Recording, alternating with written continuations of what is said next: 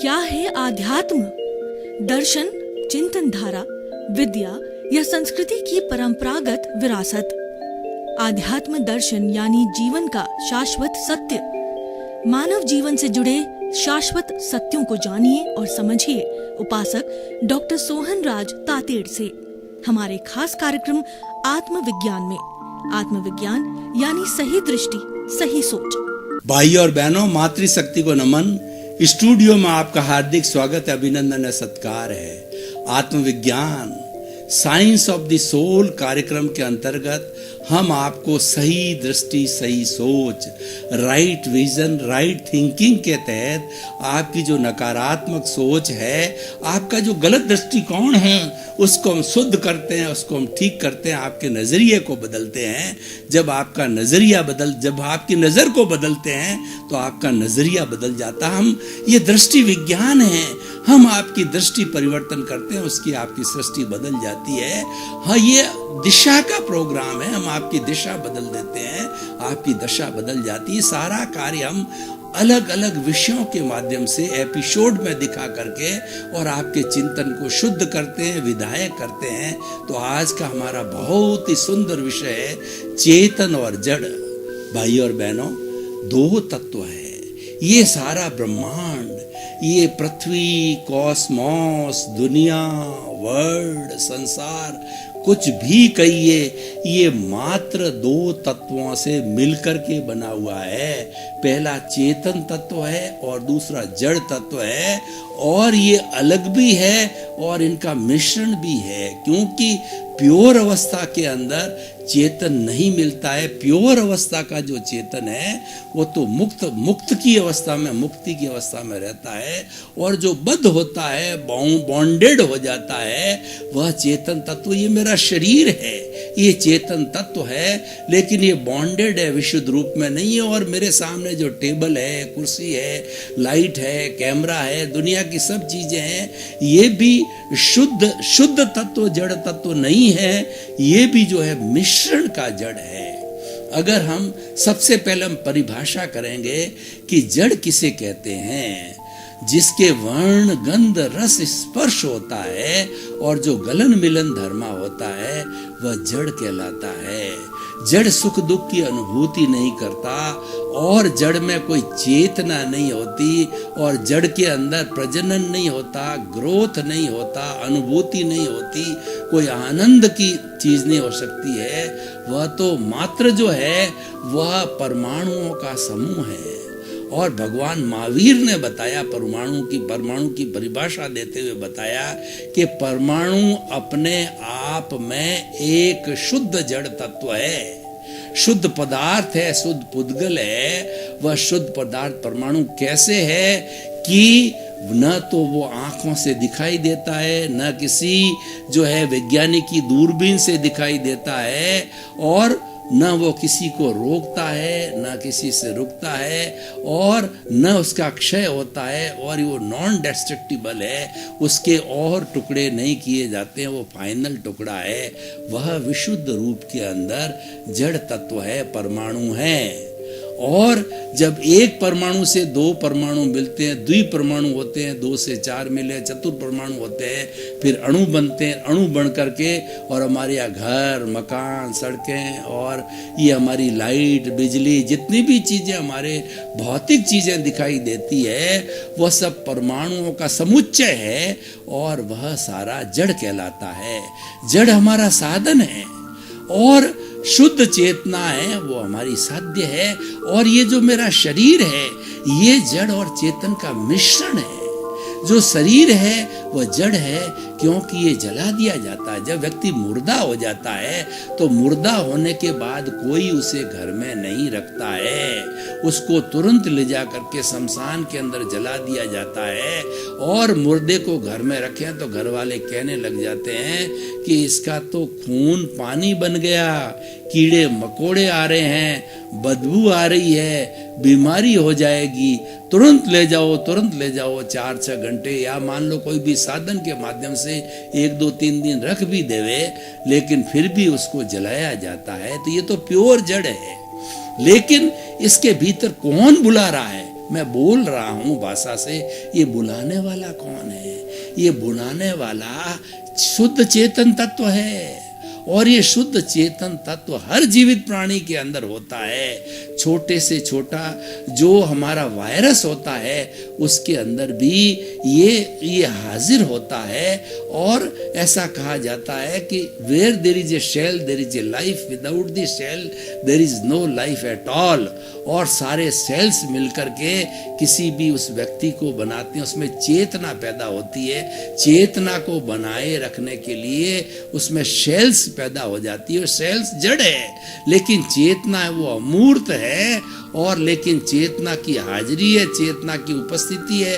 शरीर में चेतना की उस उपस्थिति से मैं बोलता हूँ, खाता हूँ, पीता हूँ, उठता हूँ, बैठता हूँ, चलता हूँ, भागता हूँ, दौड़ता हूँ। ये सब जो है उस चेतन, शुद्ध चेतन स्वरूप की हाजिरी से होता है।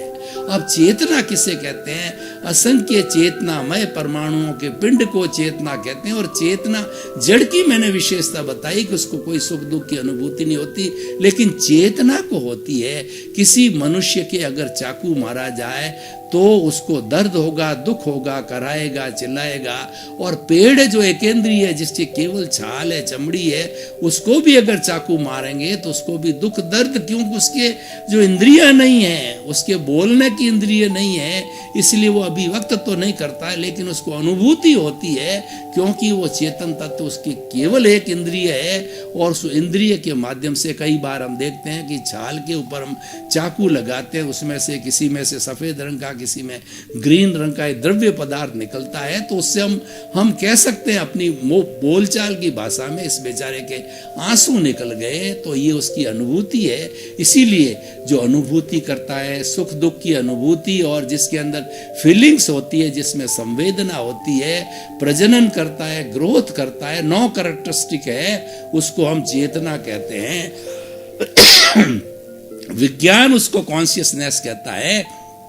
हमारे धार्मिक ग्रंथों में चेतना की 9 कैरेक्टरिस्टिक मानी गई है, ग्रोथ इत्यादि। और वो कॉन्शियसनेस की जो है वो 9 कैरेक्टरिस्टिक को विज्ञान भी मानता है। विज्ञान चाहे आत्मा शब्द बोले या ना बोले, लेकिन वो कॉन्शियसनेस कहता है। कॉन्शियसनेस वही है जो हमारा चेतन तत्व है। तो ये ब्रॉड चीजें 2 हो गई, एक चेतन और जड़ है, और शरीर है उसका मिश्रण है। मिश्रण हम देखना चाहते हैं तो शरीर एक बहुत उसका सुंदर उदाहरण है। ये मिश्रण है और ये मिश्र चेतन है। इसका मतलब ये है कि चेतना के हाजिर होने के कारण हाथ घूमता है और सिर घूमता है, आंखें जो है पलकती है और हृदय धड़कता है, और हमारे शरीर के जितने भी सेल्स है, टिश्यूज है, ऑर्गन्स है, सिस्टम है, सब काम करते हैं, क्योंकि उसमें मालिक की हाजिरी है, प्रभु की हाजिरी है, और शुद्ध चेतन तत्व की उसके अंदर हाजिरी है। तो ये हमारा चेतन और जड़ की बात हुई। अब सवाल ये है कि ये जड़ और चेतन की इतनी बात करने का अर्थ क्या है? इसका अर्थ ये है कि मनुष्य एक सामाजिक प्राणी है।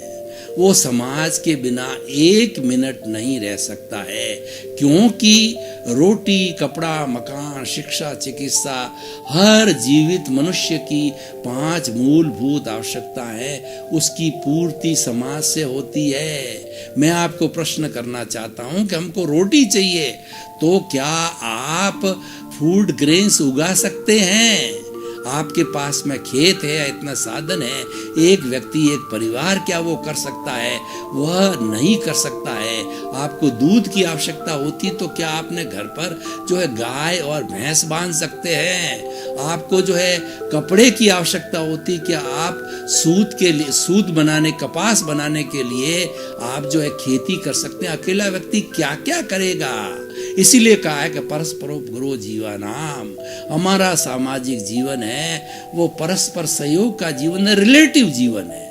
हम सारा रिलेटिव जीवन जीते हैं, सारा कॉस्मॉस है, दुनिया है, ये वर्ल्ड है, रिलेटिव है। और ये सारा रिलेटिव जो है स्पंदनों से, ये वाइब्रेशन से बना हुआ ये कॉस्मोस ब्रह्मांड है। और ऐसा कहा जाता है एक परिंदा भी इस जो है ब्रह्मांड के अंदर पर मारता है तो पूरा कॉस्मोस प्रभावित होता है। जो लोग फिजिक्स के स्टूडेंट है, मैंने फिजिक्स पढ़ी है, उन फिजिक्स के स्टूडेंट को मैं बताना चाहता हूँ sine theta cos theta sinusoidal waves और वेव लेंथ फ्रीक्वेंसी, ये सब चीज़ें आपने वेव्स के अंदर पढ़ी होगी। तो ये सारा ब्रह्मांड अल्टीमेटली ये वेव से बना हुआ है। और ये वेव्स भौतिक पदार्थ हैं, ये हमारे साधन है, ये हमारे सहयोगी है। तो सारा वेव्स में ट्रांसफॉर्मेशन होता है। इस ब्रह्मांड की जितनी पूरी एनर्जी है वो भूत में, भविष्य के अंदर और वर्तमान में सदा एक सी रहती है। मान लीजिए हम पूरे ब्रह्मांड की एनर्जी को ई कहते हैं, तो आइंस्टीन ने एक सूत्र दिया E = mc²। ई मतलब पूरे ब्रह्मांड की एनर्जी और m का मतलब मास, c का अर्थ है कांस्टेंट होता है। तो ये जो एनर्जी किसी भी समय के अंदर कॉस्मोस में पूरी एंड नहीं होती, समाप्त नहीं होगी, कन्वर्शन होता है, रूपांतरण होता है, ट्रांसफॉर्मेशन होता है। ठोस द्रव में बदलता है, द्रव गैस में बदलती है, गैस वाइब्रेशंस के अंदर बदलता है। जैसे कि हमारा पानी है, उस पानी को हम ठंडा करते हैं तो बर्फ बन जाता है, ठोस बन जाता है। और पानी को जब उबालते हैं तो भाप बन जाती है और भाप आगे जाके वाइब्रेशंस बनती है। मैं बोल रहा हूँ ये सारे वाइब्रेशंस में बदलती है। वाइब्रेशंस का जगत है। मेरा बोलना एक एक शब्द इस ब्रह्मांड के अंदर समाया हुआ है। वो आपके टीवी में आता है, मोबाइल के अंदर आता है, इलेक्ट्रोमैग्नेटिक उसकी वेव्स बनती है और पूरा वैज्ञानिक सिस्टम के द्वारा वो आज हमारा पूरे इंटरनेट के माध्यम से, पूरे हमारे दूरदर्शन के माध्यम से जो है वो हमारा सैटेलाइट के माध्यम से पूरे विश्व में जाता है। और सैटेलाइट जो है हमारे 210 कंट्री है पूरे विश्व में, तो सैटेलाइट पूरा जो ऊपर हमारे आकाश में है उसमें हर कंट्री का अपना अपना कोड है, अपना अपना घर है। तो हम जो कोई भी किसी भी कंट्री के अंदर जो है कि हमारे बैठे रिलेटिव से बात करते हैं तो सबसे पहले हम उस कोड में जाते हैं, उस कंट्री के कोड में जा करके, और जिसका हम नंबर मिलाना चाहते हैं हमारे रिलेटिव का, वो उससे कनेक्शन होता है। ये पूरा सारा वाइब्रेशन से होता है। मैं ये कहना चाह रहा हूं कि सारा जगत वाइब्रेशंस का है और वाइब्रेशंस रिलेटिव होती है और इसलिए हम रिलेटिव जीवन जीते हैं। हम रिलेटिव को भूल नहीं सकते, रिलेटिव बिना हमारा काम नहीं सकता। ये रिलेटिव का जगत है, सारा जड़ का जगत है। लेकिन उस जड़ के जगत में जो फंक्शन करने वाला है वो चेतन तत्व है। अकेला जड़ क्या करेगा और वो अकेला जड़ किसके लिए उपयोगी होगा? वो तो चेतन के लिए उपयोगी होगा। हमारा शरीर है तभी हम इन चीज़ों का उपयोग करेंगे। रोटी, कपड़ा, मकान, शिक्षा, चिकित्सा, इन सब चीज़ों का उपयोग तो हम करेंगे। ये तो सब जड़ पदार्थ है। तो इसीलिए क्या है कि दोनों का जोड़ा है, दोनों का आपसी रिलेटिव है। तो इसीलिए हमें रियल और रिलेटिव को समझना चाहिए। यहाँ पर पॉइंट ये आके पड़ता है कि जो जड़ पदार्थ है वो रिलेटिव है और रियल है हमारा चेतन तत्व है, वो हमारा स्वरूप है। वो अनादि अनंत काल से शुद्ध रूप के अंदर एक जैसा है, उसमें कोई परिवर्तन नहीं आता है। वो इटर्नल है, हमारा शुद्ध आत्मा प्रभु भगवान है। उसका अनादि अनंत काल से शुद्ध स्वरूप के अंदर नो चेंज एट ऑल। वो सार्वभौम है, वो यूनिवर्सल है, वो शाश्वत है, वो सनातन है। तो ये हमारा जो है दूसरा उपयोगी पदार्थ है, वो जड़ है। वो हमको ये जड़ और चेतन विषय हमने क्यों लिया कि हम हिंसा को समझना चाहते हैं कि हिंसा किसे कहते हैं और अहिंसा किसे कहते हैं। क्या मेरे सामने टेबल पड़ी है, उस टेबल को जो मैं चाकू से, कुल्हाड़ी से तोड़ तोड़ के टुकड़े करूं तो क्या ये हिंसा है? ये हिंसा नहीं है। ये इन टुकड़ों को तोड़ तोड़ करके हम जो है अपना भोजन बनाते हैं। पुराने जमाने में चूल्हे में लकड़ी दी जाती थी, तो ये तो अचेतन तत्व है, ये तो जड़ तत्व है। इसीलिए जड़ तत्व को ठोकने से, पीटने से, मारने से, छेदने से, भेदने से किसी प्रकार की हिंसा नहीं होती है। तो हिंसा किसमें होती है? जो चेतन तत्व है, एकेंद्रिय, द्वेंद्रिय, त्रिएंद्रिय, चतुरेंद्रिय, पंचेंद्रिय, नर गति, तिरेंज गति, मनुष्य गति, देव गति, ये सारी गतियाँ और ये 5 इंद्रियों वाले जीव हैं, वो सारे चेतन कहलाते हैं। इनको मारना, पीटना, ठोकना, भेदना, इनके प्रति बुरे भाव रखना, इनके प्रति नकारात्मक सोच रखना और उनको दुख पहुंचाना, ये सारा जो है वह चेतन तत्व को, उसको दुख जितना होता है किसी भी प्राणी को किसी भी रूप से, मन से, वचन से, काया से, करने से, करवाने से, अनुमोदने से किसी को कोई भी कष्ट पहुंचता है, वह हिंसा है। और उसको रोकना अहिंसा है। हिंसा नहीं करने का मतलब है कि अहिंसा है। तो हिंसा की प्रतिरोधात्मक जो हो गई बात, वह अहिंसा है। और प्योर अहिंसा क्या है? जैसा मैंने अभी बताया, पुनः बताता हूं, किसी भी जीवित प्राणी को मन से, वचन से, काया से, करने से, करवाने से, अनुमोदने से, 3 कोटिक रूप से जो है हम उसको किसी तरह की तकलीफ नहीं पहुंचाते, वो संपूर्ण अहिंसा है। भगवान महावीर ने जो है ये 2 तरह के धर्म बताए, एक तो आगार धर्म और दूसरा अणगार धर्म। ये सारी बातें मैं क्यों कर रहा हूं? ये जड़ और चेतन का जो वर्गीकरण किया गया, वो क्यों किया गया है? हिंसा और अहिंसा को समझने के लिए किया गया है। हमें हिंसा को छोड़ना है और अहिंसा को प्राप्त करना। अहिंसा सब भूय खेमं करी। अहिंसा प्राणी मात्र के लिए हितकारी, अहिंसा एक माँ है और अहिंसा शून्य धर्म है, वह 0 धर्म है। अगर सारे धार्मिक ग्रंथों में से अहिंसा को निकाल दिया जाए तो वह शून्य हो जाता है। जैसे कि आत्मा शरीर से निकल जाती है तो मुर्दा हो जाता है, तो अहिंसा शून्य धर्म मुर्दा है।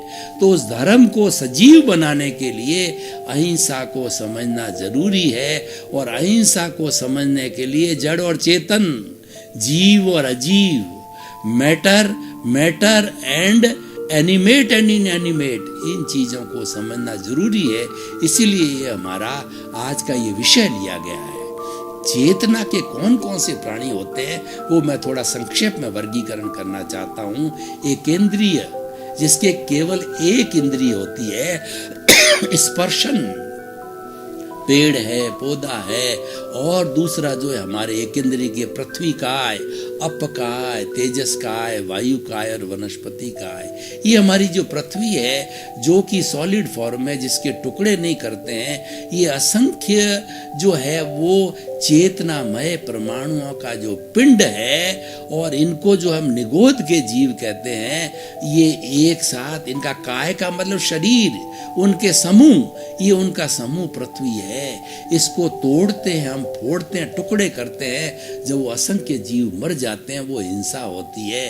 अपकाय मतलब पानी, झरने का पानी, कुएं का पानी, तालाब का पानी, अलग अलग तरह के पानी हैं। एक पानी की बूंद के अंदर ऐसा बताया जाता है, वैज्ञानिक लोग कहते हैं 34,000 जीवों का समुच्चय है वो। इसीलिए जो कच्चा पानी है, उस पानी को जो है जलाना, उस पानी को जो है वो किसी भी चीज से जो है उसको दुर्घटनाग्रस्त करना जो है वो हिंसा है। पृथ्वी का, अप का, तेजस का, इस तरह से अग्नि है, वो स्वयं अपने आप में जीवों का समूह है। वायु के अंदर थेसेक्स नाम के जो है वायरस होते हैं, वो भी समूह है, वायु स्वयं है।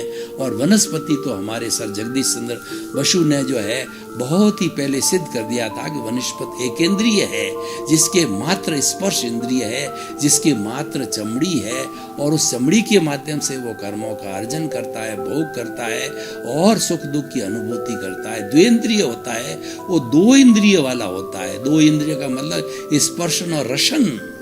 उसके मुंह होता है, उसकी जीभ होती है, जैसे लट है, गिंडोला है। वह त्रष्काय होता है, वो द्वेंद्रिय से पंचेंद्रिय तक के हिलते डुलते हैं।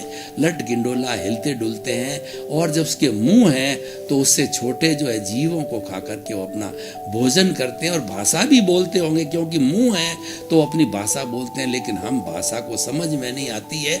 जो जितने भी पशु पक्षी प्राणी हैं, इनकी भी भाषा होती है, पर इनकी वोकेबुलरी जो होती है वो बहुत लिमिटेड होती है। मनुष्य के जितनी वोकेबुलरी नहीं होती कि असंख्य असंख्य शब्द जो है वो एक 26 A to Z जो है वो हमारे हमारे इंग्लिश के उन शब्दों से असंख्य और 1 से 10 तक की संख्या में असंख्य असंख्य संख्या या असंख्य शब्द बन के वोकेबुलरी बनती है, वो प्राणियों में अन्य जो है द्विंद्रिय त्रिंद्रिय चतुर्न्द्रिय प्राणियों में नहीं होते हैं। और एकेंद्रिय प्राणी होते हैं, वो स्थावर होते हैं, न हिलते हैं न डुलते हैं, एक ही जगह पर स्थिर रहते हैं, क्योंकि उनके पास में हिलने डुलने की शक्ति नहीं। 3 इंद्रिय के प्राणी होते हैं, स्पर्श दर्शन घ्राण, उनके पास में सुगंध दुर्गंध रुकने की नाक की जो है वो शक्ति आ जाती है, उनको घ्राण शक्ति आ जाती है। जैसे चींटी है तो चींटी की घ्राण शक्ति इतनी तेज होती है, उसकी सुगंध थोड़ी सी भी होती है तो 10 फुट के ऊपर से एक चींटी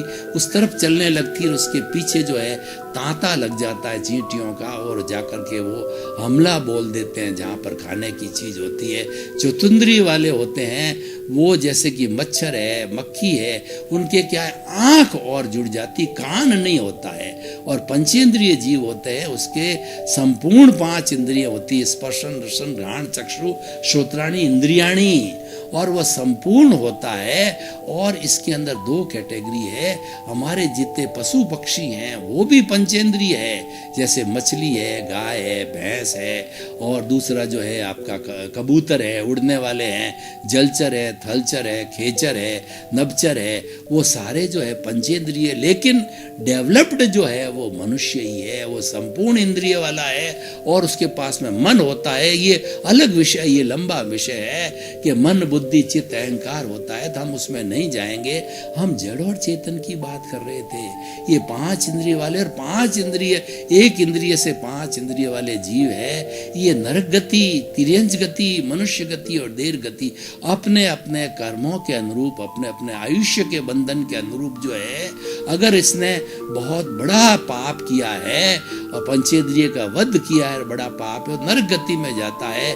झूठा माप तोल कूड़ कपट वगैरह धोखाधड़ी करने वाला तिर्यंच के अंदर जो है पशु पक्षी में जाता है। और सरल चेतना वाला जो है वो करुणाशील दयावान सरलता वाला धोखाधड़ी नहीं करने वाला मनुष्य योनि में जाता है। और वो धार्मिक क्रिया करते हैं, संत है, श्रावक है, जो हमेशा धर्म के पक्ष में होते हैं, धर्म का अनुसरण करते हैं, वो लोग जो है वो देव गति में जाते हैं, देवता बनते हैं। तो भाई और बहनों, मैं ये कहना चाहता हूं कि मैं आज इस एपिसोड को जो है निष्कर्ष की भाषा में ओपन टू द ऑडियंस करूं, तो मैंने चेतन और जड़ का इतना बड़ा विवेचन किया है। ये विवेचन क्यों किया, इतनी बड़ी क्या उपयोगिता थी, और इतना विवेचन क्या वायबल है, क्या जो है ये समाज के लिए, मनुष्य के लिए उपयोगी है, और क्या ये रिलीवेंट है, क्या इसकी कोई भी सोशल यूटिलिटी है। तो मैं निश्चित तौर पे बड़े जो है वो आत्मविश्वास के साथ कहना पड़ता चाहूँगा कि जड़ और चेतन के समझे बिना हिंसा अहिंसा नहीं समझी जाती है, और हिंसा अहिंसा को समझे बिना धर्म को नहीं समझा जाता है। धर्म को समझे बिना जो है हमारा ये मनुष्य जीवन व्यर्थ है, हम मुक्ति को नहीं जा सकते। हमारी भारतीय संस्कृति में ये पुरुषार्थ चतुष्टय बताते हैं, मनुष्य की लाइफ स्टाइल बताई है कि मनुष्य जीवन प्राप्त होने के बाद में किस तरीके से जिया जाए। तो ब्रॉड क्लासिफिकेशन, हर मनुष्य मात्र जो 7.8 अरब की आज की जनसंख्या है, उन सब के लिए एक ही बात कही है कि पुरुषार्थ चतुष्टय का मतलब काम अर्थ धर्म और मोक्ष। काम और अर्थ है हमारे शरीर से जुड़ा हुआ है, हमारी इंद्रियों से जुड़ा हुआ है, हमारे सुख सुविधा से जुड़ा होता है। जब बच्चा युवा होता है उसमें काम की जागृति होती है, और उसमें लालसा पैदा होती है, और कामुकता पैदा होती है। तो काम है, काम से जो है नई संतान की उत्पत्ति होती है, ब्याह होता है, शादी होती है, प्रेम होता है, ग्रस्त जीवन होता है। काम और अर्थ जिससे हमारा सारा साधन चलता है, रोटी कपड़ा मकान शिक्षा चिकित्सा मूलभूत आवश्यकता है, वो अर्थ के द्वारा होती है, अर्थ के द्वारा विनिमय होता है। पुराने जमाने के अंदर बार्टर सिस्टम था कि हमने फूड ग्रेन्स को दे करके कपड़ा खरीद लिया। मेरे पास में कपड़ा है तो कपड़ा बेच करके सोना खरीद दिया, मेरे पास में सोना है तो सोने को बेच करके मकान खरीद लिया, और मेरे पास के अंदर कोई भी जो है वो सब्जी है तो सब्जी को बेच करके और मैंने रोटी खरीद ली। इस तरीके से बार्टर सिस्टम था। लेकिन आज सारा मुद्रा का सिस्टम आ गया, डॉलर का, रुपए का, और इस तरीके से सारा अलग अलग देशों की अपनी अपनी करेंसी है, वो अर्थ कहलाता है। उसके माध्यम से हम जीवन की आवश्यकताओं की पूर्ति करते हैं। ये तो शरीर से जुड़ा हुआ है, ये हमारा साधन है। भाई और बहनों, आपका बहुत बहुत धन्यवाद। आप आत्मविज्ञान कार्यक्रम बराबर देख रहे हो। आत्मविज्ञान कार्यक्रम की आप आत्मा हो और आप देखते रहिए, क्योंकि आत्मविज्ञान से आपका जीवन का निर्माण होने वाला है। आपको नए नए संस्कार मिलने वाले हैं, आपके आत्मा की शुद्धि होने वाली है, आपका अच्छा परिवार बन सकता है, अच्छा देश बन सकता है, अच्छा वसुधैव कुटुंबकम, पूरा विश्व एक फैमिली बन सकता है। तो इसी क्रम के अंदर सर्वे भवन्तु सुखिनः सर्वे भवन्तु निरामया, आपका जीवन आनंदमय हो, मंगलमय हो। आपके प्रति बहुत बहुत शुभकामना। क्या है आध्यात्म? दर्शन, चिंतन धारा, विद्या या संस्कृति की परंपरागत विरासत। आध्यात्म दर्शन यानी जीवन का शाश्वत सत्य। मानव जीवन से जुड़े शाश्वत सत्यों को जानिए और समझिए उपासक डॉक्टर सोहन राज तातेड़ से हमारे खास कार्यक्रम आत्मविज्ञान में। आत्मविज्ञान यानी सही दृष्टि, सही सोच।